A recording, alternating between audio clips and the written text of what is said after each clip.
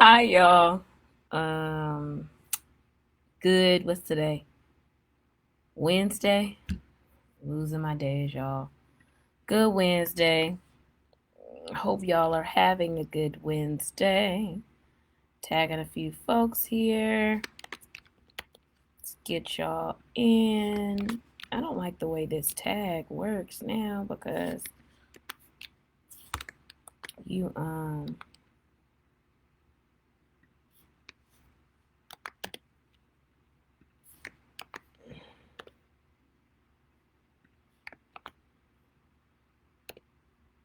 it's weird, but want to get y'all in here so we can talk. So, I hope you guys caught the conversation from yesterday evening. It was fantastic. Um, I am so excited to be able to have these kind of open conversations in this social space. I really truly enjoy it. So today we are going to get into the concept of open relationships. Um, nah, stay trying to.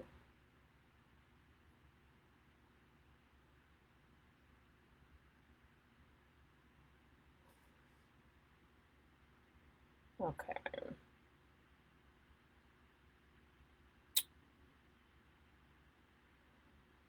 Okay.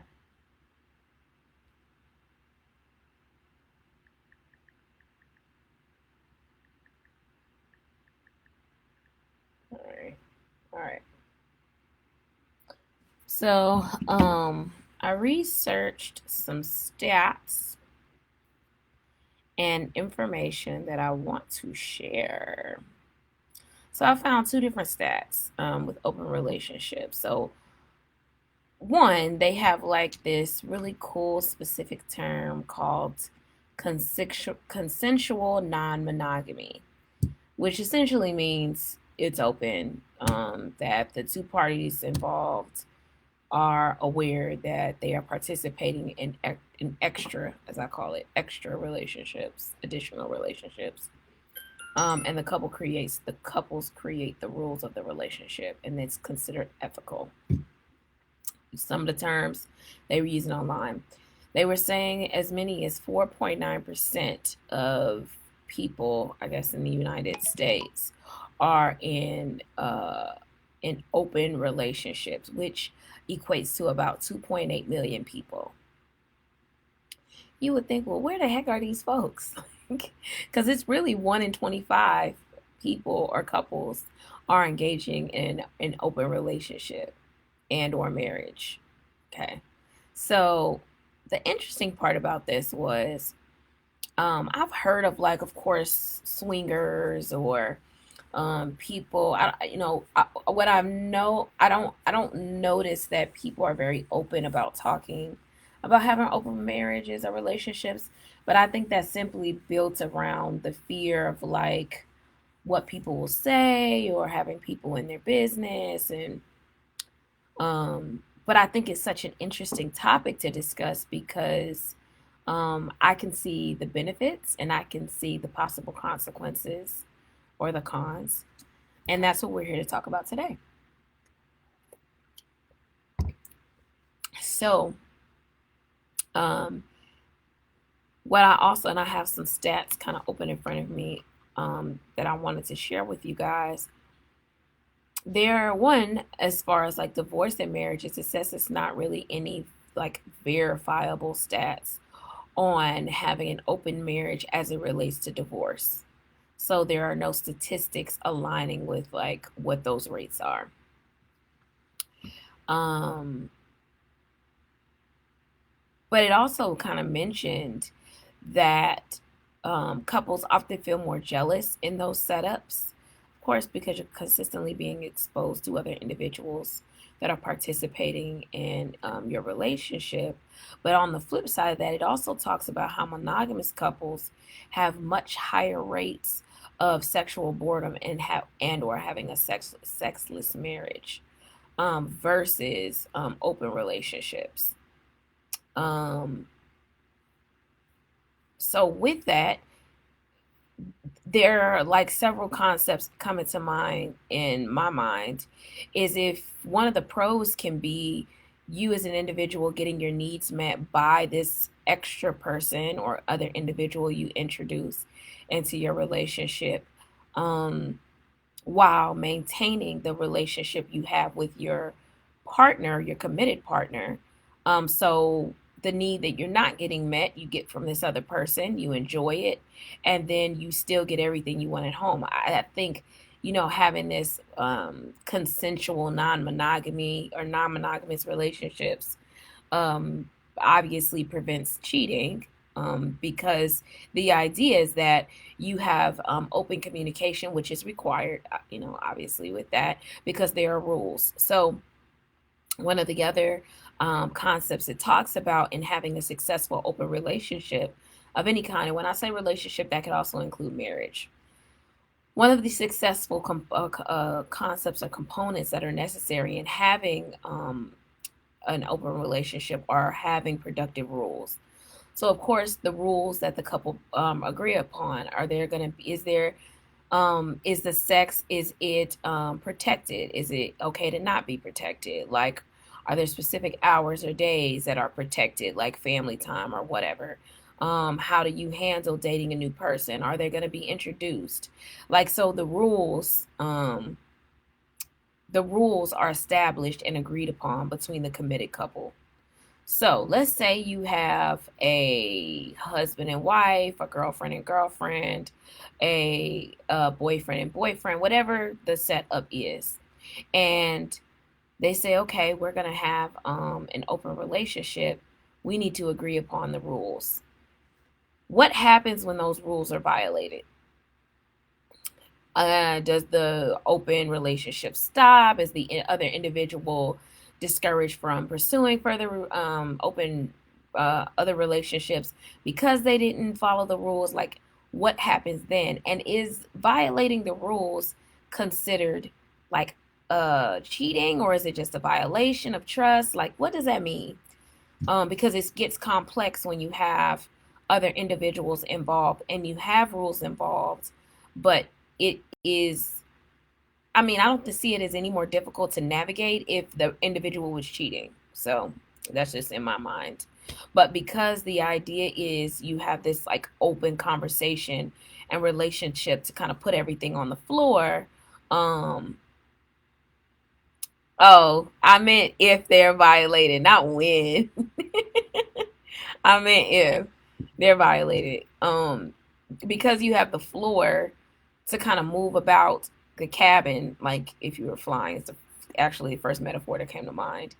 Because you have the power to move about the cabin, with the rules involved, how do you manage that? Um, and then I guess I wonder too, like I would assume some of the rules include whether they meet family or not, whether the children are involved, can they spend personal time in your home? Like,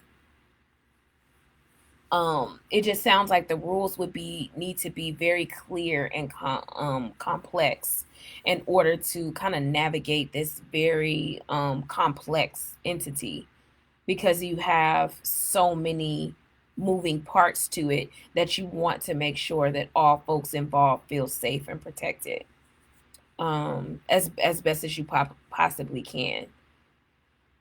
So, another stat I want to throw at you. It also says that a study by Timothy Wolf showed that 76% of open marriages have a better than average or outstanding marriage. Better than average or outstanding marriage.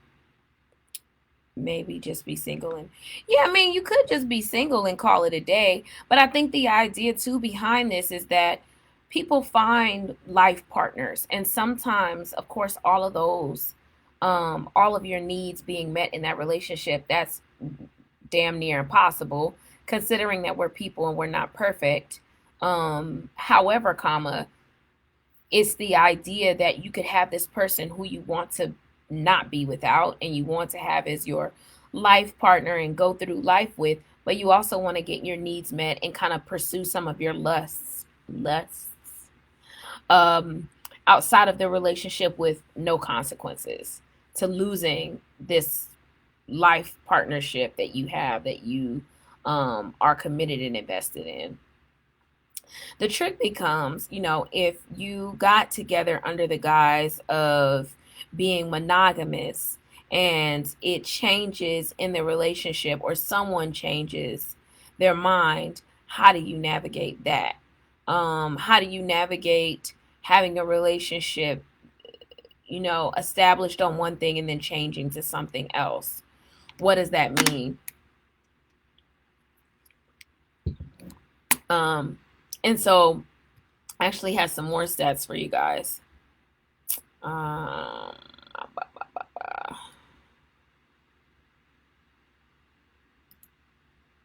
so the other thing I want to talk about is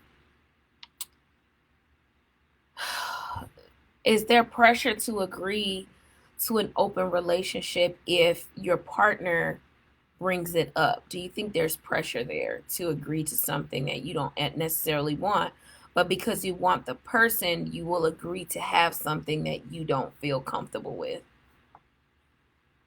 Or is that just a part of growing and changing and like being open to things? What do you guys think? Um, because from all of the research that I've done, excuse me, it seems like this concept of open relationships is expanding and it's growing. Um, so here's another fact. 20% of married men and nearly 15% of women admit to infidelity, a number that has risen almost 40% for women in the past 20 years. These are, of course, these are only admitted affairs. Some studies even posted that between 30 and 60% of married individuals in the United States will engage in adultery at some point in their marriage, while only 4 to 5% of men and women are choosing to be open about their marital relations, their extramarital relations. Somewhere between 15 and 60% are opting for a less consensual form of infidelity, meaning cheating. Okay. So all of that to say, there is a high percentage of relationships slash marriages that experience infidelity in some way, shape, or form.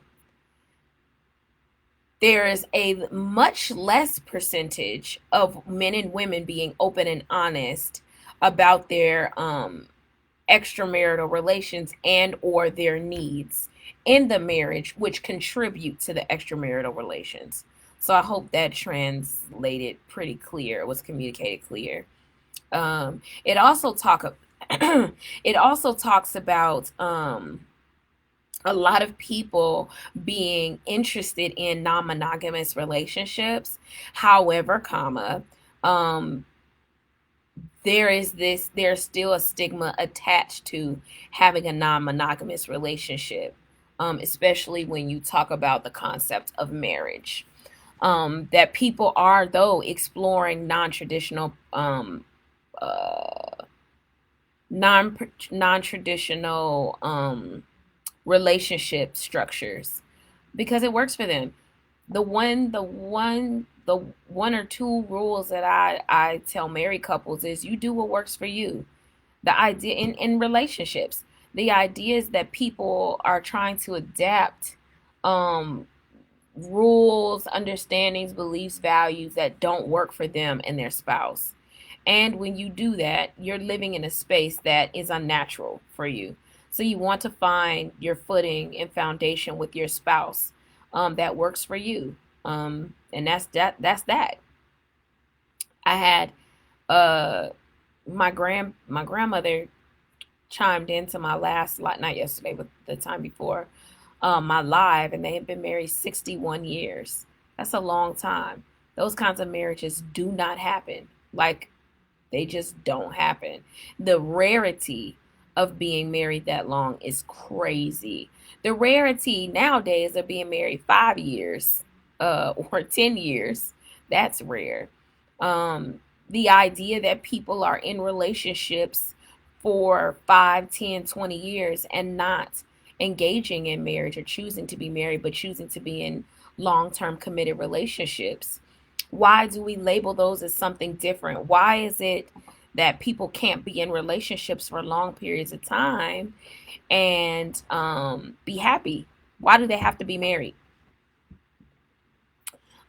Is there anything wrong with non-monogamous relationship? What would you guys' concerns be in being in a non-monogamous relationship? Because of course the other part to that is a con. Well, what happens if they fall in love with the person? What happens if they want to leave me for that other person? What happens if they have a child? What happens if there's the STD contracted? What happens if? What happens if?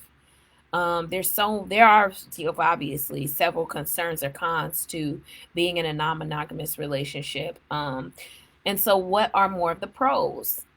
Getting your needs met, having options, um, the pressure not all being on your partner, um, having an outlet. Um, yeah, because I think some of the same benefits you would get from cheating, you would get from a non-monogamous relationship. Yes, you have to be okay with that. That's the thing. With non-monogamous relationship, both parties have to agree, or it's cheating. It's infidelity. It's infidelity.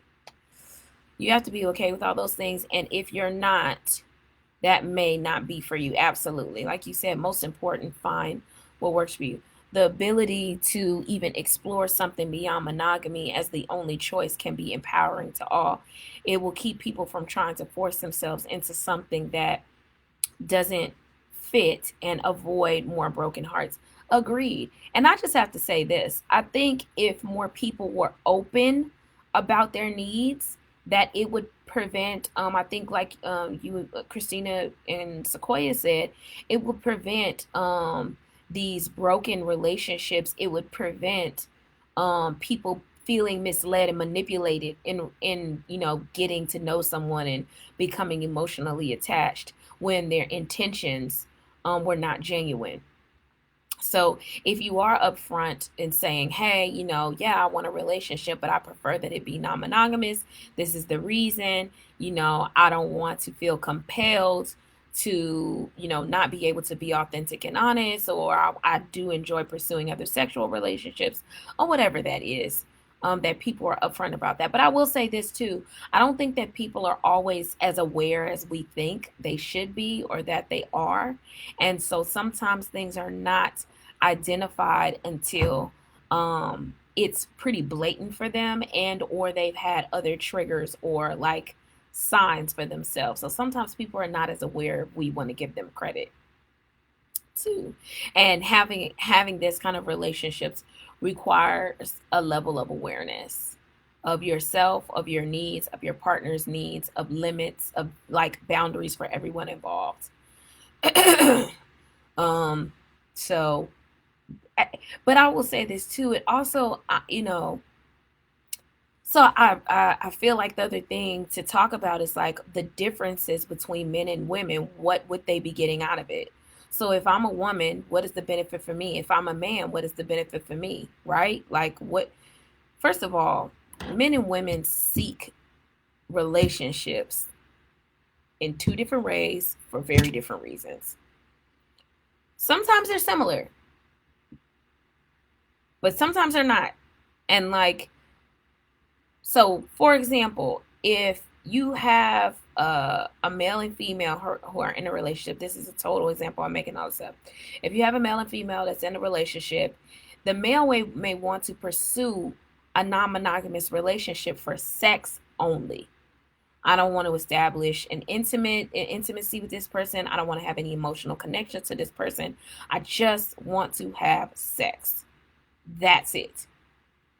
I'm still going to come home to my spouse. I still want to share only with her. I still only want to have, be vulnerable with her, that whole thing.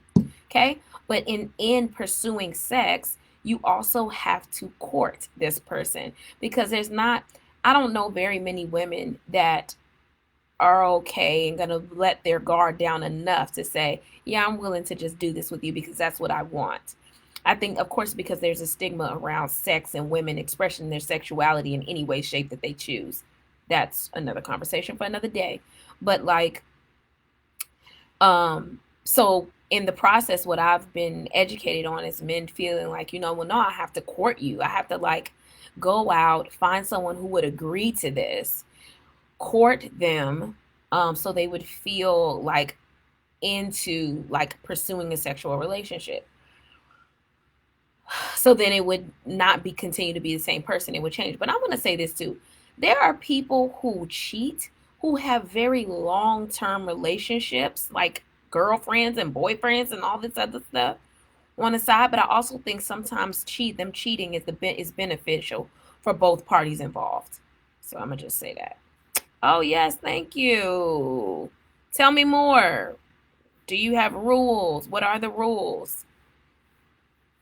So for women, and this is not, I'm not speaking for all women and I'm not speaking for all men by any way, shape of the imagination. I'm just kind of giving a general example.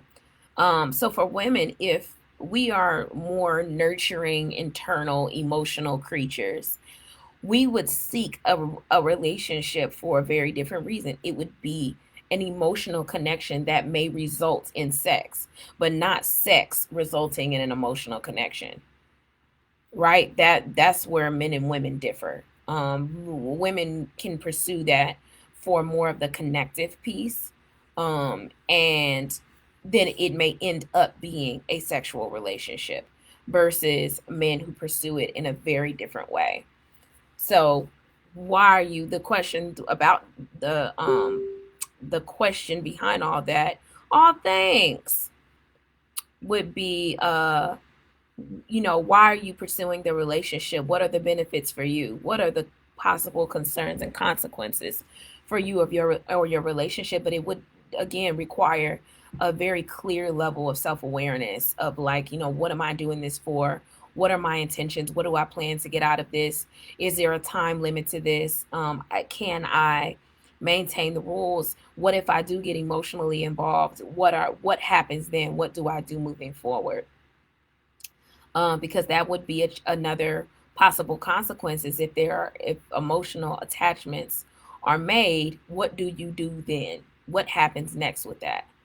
And how have you and your partner identified moving forward with that kind of challenge? Because at that point, I'm only labeling it a challenge because then it may challenge the primary relationship. And what do you do with that? You still the benefits for the man are that you can go seek other sexual relationships. Now, I'm not saying it's going to be easy, but that is a benefit. That's the whole point. That's the whole point in cheating. Like, you're pursuing other sexual relationships. And I will say this, one of the other benefits that for these non-monogamous relationships are that they don't have any responsibility to you. You don't have any responsibility to them. One of the benefits people talk about in cheating are being able to have someone where they don't have all the investment in. I don't have bills with you. I don't have kids with you. I don't have responsibilities with you. I don't have this overwhelming pressure attached to my commitment to you. I can just come with you, have a good time, be or do whatever I want, and leave and then go back to my real life. Right? You can do that being single, but you also may want a partner and not be single. So that's another thing too. You can also cheat through it. Yes, you absolutely can. Yes, you can cheat through an emotional connection. It's not just about being physical, being physically attracted to or having a physical sexual relationship with someone. You absolutely can cheat emotionally, and that is another part to this. Is if you are putting everything on the table and saying, "Hey, this is where I am. This is what I want to do," it allows the other person to make a choice. Um, one of the biggest violations with infidelity is not providing your partner a choice ahead of time. That they are kind of on the back end of things, dealing with it as a result of the violation, not because they were educated ahead of time. and provided an opportunity to choose.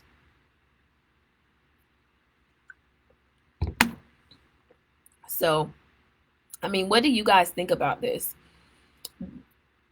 Have you guys had conversations with your friends or anyone about open relationships, and what does that look like?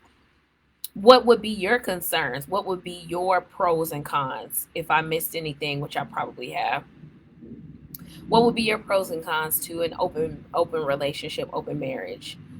I believe I am single until I am married, so I'm okay with an open relationship, not an open marriage. Ooh, tell me more about it. Correct. None of that attachment is a huge benefit. You can just enjoy each other. Yeah, which is why infidelity is so appealing, because the other part of it too is, for anyone who is in a committed relationship or a marriage, there is an investment that is made, and there is the pressure of performing and providing in these relationships. It can be, it not can be, it is work. And in that, sometimes the ability to get away from that is what the benefit is in and of itself, even if they don't really care about the person at all. So, thanks, Christina, for that. I'm married, and yes, we have, and yes, we are. Yes! I'm too jealous, therefore, an open relationship would not work for me. Yes, I love the self awareness, because it's nothing for a woman to get a little attention in, okay? But for a male, unless he is dropping money off to this chick, he would have to court, which is not something a man with means would want. Okay. Okay. So what do you guys think about that? Like, do resources play a part in it? I think it does. I don't think a man with resources, as in financial resources, has to do as much as someone who doesn't have financial resources. They can say, "Hey, I'm going to take you on a nice dinner," or the partner may be intrigued just by their status and be more willing to be sexual, and intimate with a man versus someone who does not, and they have to do a lot more work to. Poor people, poor people do cheat too. No, but we're talking about having open relationships, with people who don't necessarily have the financial means, because I think that he makes a good point there. And like, there is a lot more that comes into like what you would need to do to court this individual, especially if you're upfront. Emotional cheating often lends itself to physical cheating too. Absolutely, hands down. Hands down, because we're not gonna say that men don't have emotional affairs. We're not saying that, because it absolutely 110% happens. And then where do they happen? They happen in spaces where we find ourselves often, at work, right? If you're still in school, or spaces that you are in often, because sometimes you spend more time with these individuals than you do with your own family, considering where you work or what you do. I heard this yesterday and it pierced me. How can I think increasing my mate's appetite and expect our regular appetite will be okay? Something along those lines. Like, how can I invite someone into the relationship and then think my mate will just be okay with me? I hope that makes sense. Yes, it does. Yes, it does. Um, I, this is the thing. If the per if the person intends to be monogamous or is satisfied with you, I don't think that has. So, okay, and you guys correct me if I'm wrong, or please chime in on this. Sometimes I think being satisfied in loving like, if they're in this relationship, that doesn't mean they're not satisfied, that they don't love them, that they don't care about them. I think sometimes those desires for outside experiences are bigger than that. I know that they can be intrusive on the person who and impactful on the person they are committed to, because it's like, dang, so what I'm providing you is not enough and blah blah blah. Yeah, but sometimes it's not about you at all, actually. Just want to throw that out there. Yes, work relationships are real. They do very much exist because you have so much access to each other all day long. And what would be such a general conversation turns into very intimate conversations. And when I say intimate, I don't mean sexual all the time. I mean intimate as in about other things, and they get deep because you're in this space all the time, all day long. Okay. There, if you will. 1 year was emotional, then led to physical. Yeah. It always leads up to sex. Let's stop playing. It can, but that does not always lead to sex. Relationships don't all those extra relationships do not always lead to sex. Do what I say that they do most of the time, sure, but I don't think they always lead to sex. I'm sure they don't always lead to sex, and I'm saying sure as in like, one, I work with a lot of couples, and even when you talk about infidelity, that can vary, because it also depends on what the couple's definition of infidelity is.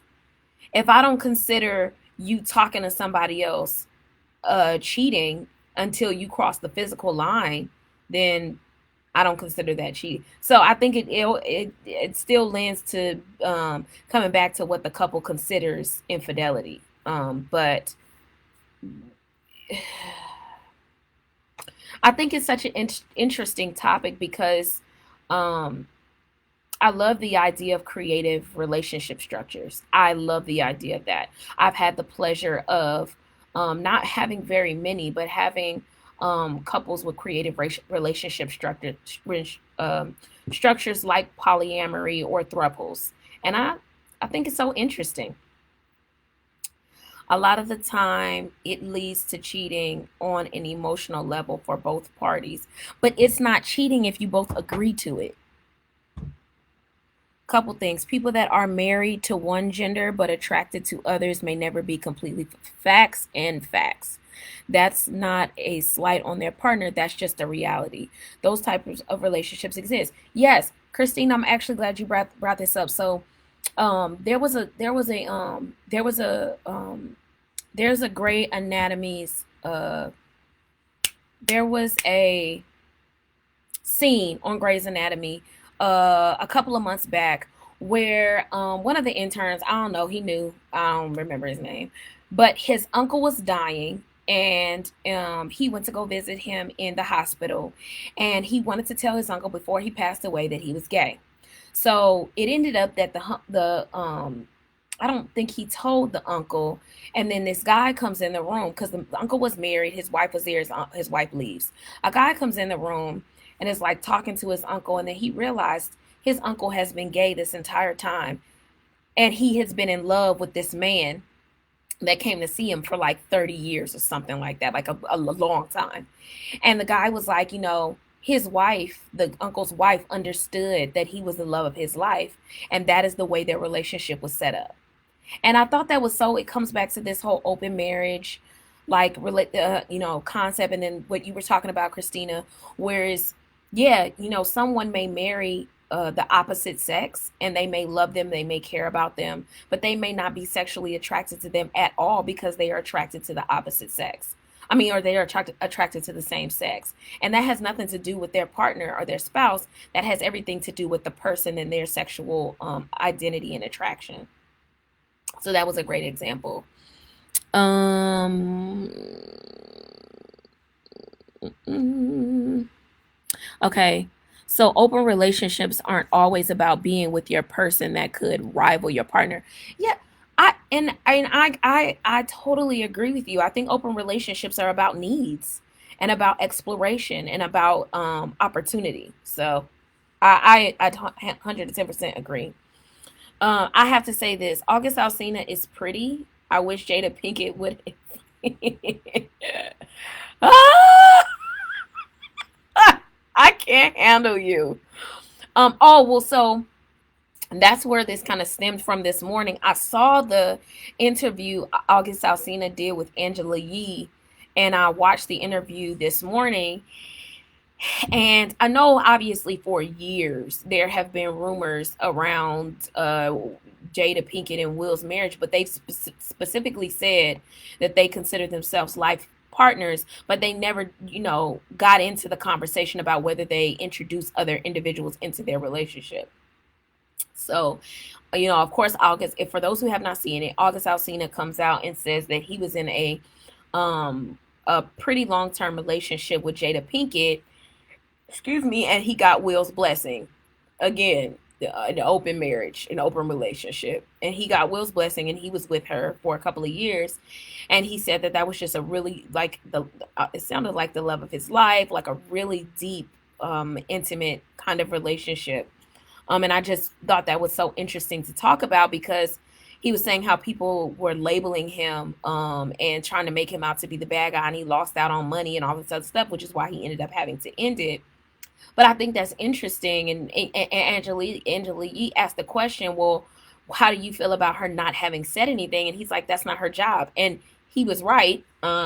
He engaged in a very clear, communicated relationship with her, and he understood the rules. That's what it sounded like to me.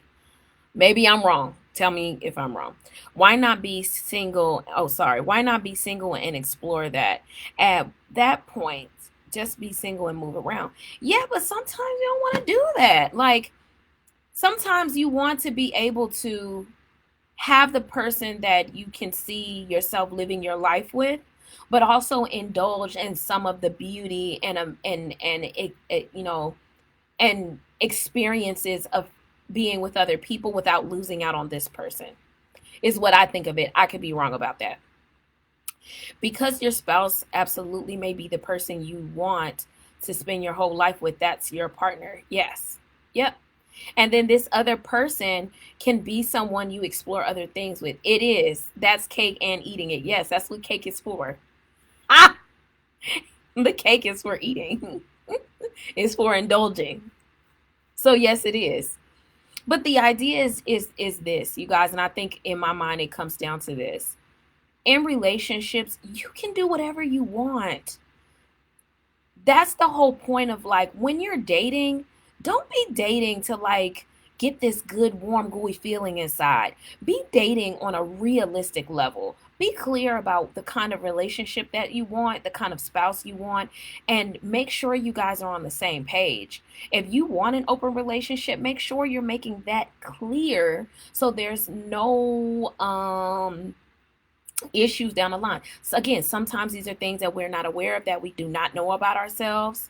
I think that there are also times that there are spaces that you haven't explored yet. So, but I would definitely challenge you to, like, when you're dating or when you're in your relationships, be open, make the floor open for these kinds of conversations to happen. So there doesn't have to be limits, where there are none.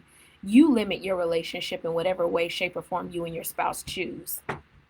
Um, that's having your cake and eating it. Oh, you're hilarious.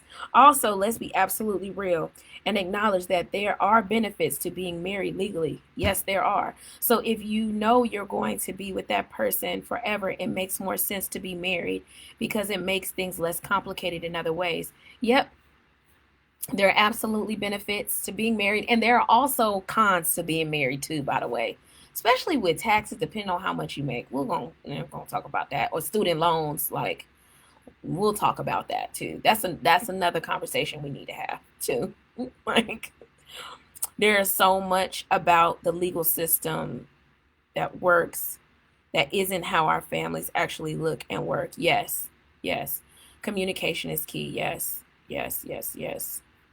Um, Men can have cakes and eat in a relationship or single, which is why I'm still waiting for someone to tell me the benefits for a male.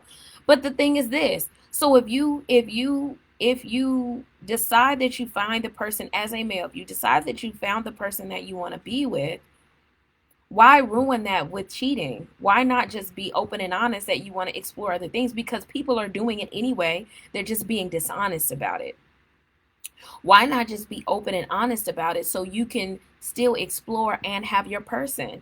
I will never forget, like years and years and years ago, meeting a guy saying he's saying to me, I was in graduate school. I'll never forget it. And him saying to me, yeah, me and my wife we're business partners. We're partners, but we pursue other relationships. We're in an open marriage. So I can talk to you, and me and my wife, we're still good. I will never forget it. And I was like, "What?" At the time, like, I don't understand what you mean. No, thank you.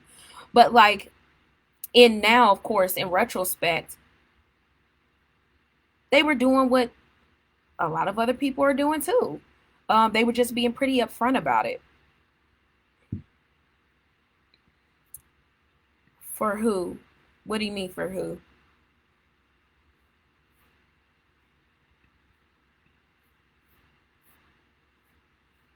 What do you mean for who?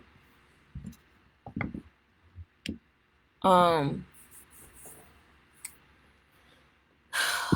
I think it's such a complex concept, but it just one the communication between the two individuals have to be A1. It definitely needs to be empathetic, compassionate, non-defensive, and exploratory, curious, because it would require both of the individuals to be have the capacity to be open and honest with each other, even in times where it's difficult or challenging. For all parties, listen, if I die and my husband was just my boyfriend, doesn't matter how long we were together, he's paying a survivor tax to get the things we may have built together. Facts. Tragic accident. He's not making the decisions in the hospital as my boyfriend, even if I spent 30 years with him.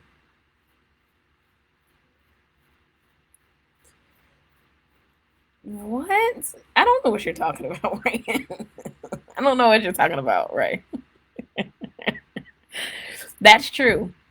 That's true. Or you have to go through all of these like legal deal, like signing contracts and all this other stuff, just to make it so your spouse has the right to your things, a right power of attorneys and all of this stuff, which can happen. It's just a lot more difficult. And then what about survivor benefits? That's not happening. That's not happening. So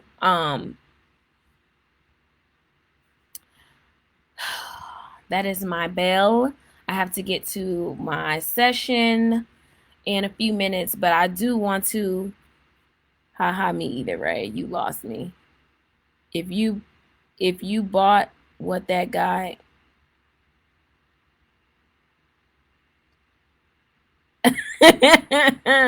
I mean, that's what he said. That's none of my business. I'm not saying he was being honest.